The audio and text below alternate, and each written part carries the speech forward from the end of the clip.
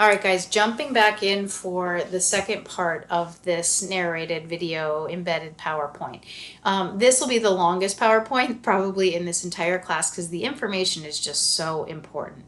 So, you've heard me say that food cost is really important, but so let's assume that I go into one of these restaurants and I look and they already have their selling prices printed. They didn't have a solid understanding on how to set menu prices to achieve a desirable food cost. So now they need to lower the food cost, let's say. How can they do that? Well, there's a bunch of things that we can do to lower a food cost or make it better. So the first thing that we can do is we can increase the selling price. Remember, I told you that as selling price goes up, food cost percentage goes down. So this could be, sometimes you get pushback because customers might have to print entirely new menus, but the amount of money that you'll save by setting your prices where they need to be will certainly offset any printing prices. You could change the portion, right? Maybe your menu is set and you don't want to make your customers upset and you think that raising prices will not go unnoticed, and in fact it'll really tick people off. So what's another way besides increasing the selling price that you can deliver a more attractive food cost percent? You could change the portion. So let's go back to that burger.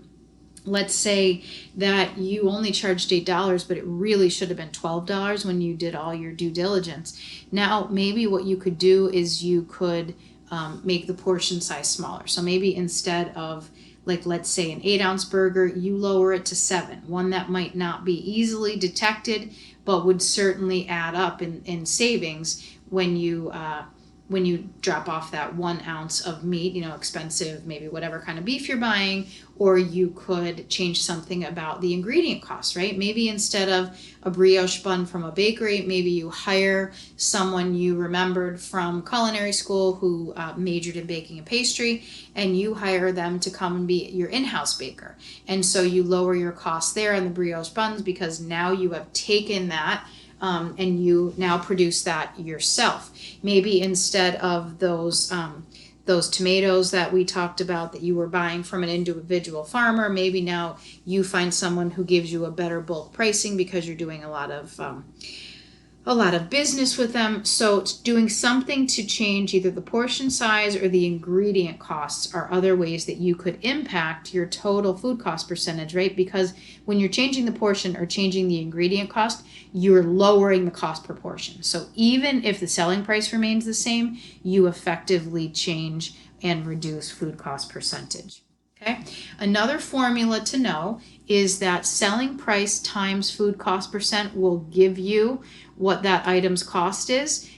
We don't use this a ton because it's our job to find out what the item cost is. That's kind of just theory, right? If you're saying selling price times what you want the food cost percentage to be, you're saying this is what the item should cost, but it's really important for you to confirm that that's actually what your recipe is costing you.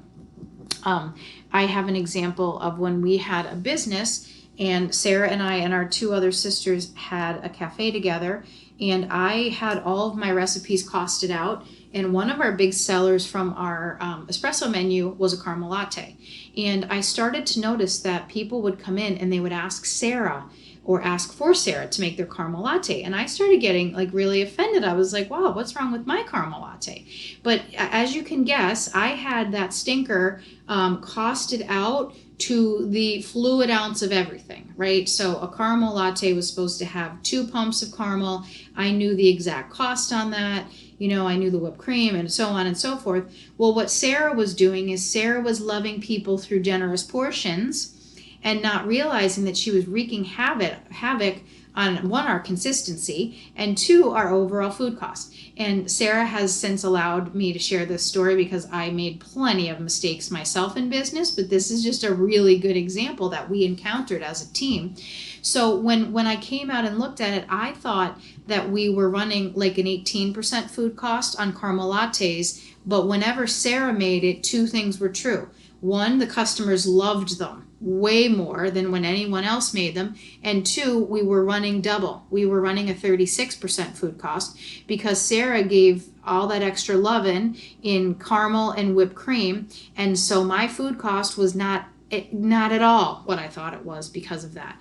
So it's important so that you actually know what your staff is giving. Make sure that it's consistent, because first, your food costs will be blown, and second, your consistency and your reputation will be blown, because sometimes they come in and something's great, and other times they come in, like if they got me to make a caramel latte and it sucked compared to Sarah's. So that's an important lesson that I learned and I hope is helpful to you. So let's look at application of this. Let's say that a pasta on the menu sells for $15, runs a 32% food cost. How much in theory does the pasta cost in this recipe? And that would be $4.80. 15 times 0.32. Okay, so the formulas again are cost of item divided by selling price will give you the food cost percent. That's more diagnostic. The one that I want you to be serious at and do out in industry is do a great recipe cost. So take cost of item divided by the food cost you want to run, and that'll tell you how much to put it on the menu for, the selling price. A couple thoughts in closing. Let me move this so you can see. Always err on the favor of the house. So in that example that I think I did where it was going to be $14.44 to run a 29% food cost, you would never want to round down to $14 or $14.25. You always want to round pennies up. So now that we've come to the point that I'm letting you round money up to come up with the total cost per recipe, I want you to take all that you know about the rules of rounding and throw them away. So if you get to anything after the 100th place, right, in the 1,000 place, if you get anything there that's greater than 0, I want you to round up to the next penny. So for example, if you got $14 and 0.511 cents, I want you to make that minimum $14.52. Okay, and then maybe think about rounding up. Once you add up all the ingredients in that recipe, then round up to the next nickel or quarter or whatever that is. Why? There's just too many ways to lose money in the restaurant business, let alone if people aren't good at knowing food costs. But we have a lot of theft in our industry, as you're probably well aware. We have a lot of waste, right? We talked about that with yield percentages. Our inventory is perishable, right? Someone that's in the sneaker business doesn't have to worry if they don't sell their inventory on Friday. They're not worried that on Tuesday that inventory is garbage. We are, right? Our inventory is highly perishable. So we always want to round up and err on the side or the favor of the house, and we're the house. All right, guys, I guess that's the last slide. I just want to say a few more things as you start working on this really important piece of the puzzle in culinary math and good financial management. So just really make sure that you understand that when you're managing food cost, there's two things that I see over and over that might go unnoticed but are huge culprits in food cost. And one is theft. And I know that sounds like a really ugly thing to say, and you're probably thinking, no, that wouldn't happen to me. But I guarantee that you've stolen from a restaurant if you've worked there. I know I have. And now that we're aware, we can do better, right? When you know better, you do better. But think about it. If you're a bartender and you see an attractive patron and you say the drink's on the house, but the house doesn't know about it, that's theft, right? If you are working a long shift and there's never been any discussion about, employee meals or something like that, and you sit down and you take 2 rolls and a side of ranch and sit there and eat that, that's theft, right? Unless the owner has given you, or the manager has given you permission to do that and factor that into his or her food cost, you've in essence stole that. If you have a table and you're a server, okay, and it's your friends or your family or something, and you don't bring in a cup of soup and you just bring it out, that's theft. And so theft happens over and over and over and over. So it's going to be up to you, A, to make sure you're monitoring it, B, to make sure that you're really excellent leaders in this space, because it's a really big issue that we have to tackle so that we can see financial success.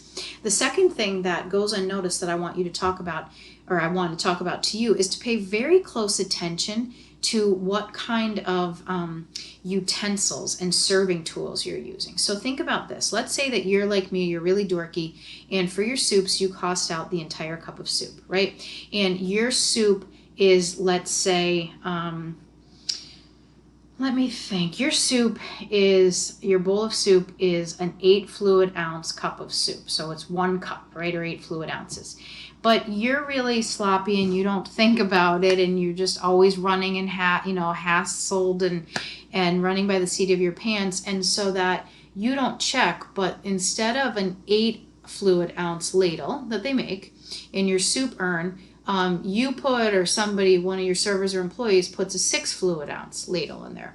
Well, a server is going to do that, and they're going to automatically skim 6 fluid ounces out. They're going to look in the cup of soup and they're going to say that doesn't look enough, and then they're going to fill it again and they're going to top it off. And now they're either, if they don't take it all the way to the top, well, now they're giving maybe 10 fluid ounces, or if they fill it twice, they're giving 12 fluid ounces. But you thought your portion was 8 fluid ounces. So now you went to all the work to make sure that your items were costed properly, but because you don't have the right serving tool in there, the right size, now all of a sudden your food cost is shot to heck, right? Because your portion is way out of whack. You're not giving 8 fluid ounces for a set price, you're giving 10 or 12. So make sure that you're checking that. We see that a lot in dressings and sauces and things like that, okay? So pay close attention to that. If you have any questions on food costing or good management, please reach out to me. I'm here to help you, and I hope that you enjoy this week as much as I enjoy teaching it and seeing students really get excited about having this new skill to take to the industry. Bye, everybody.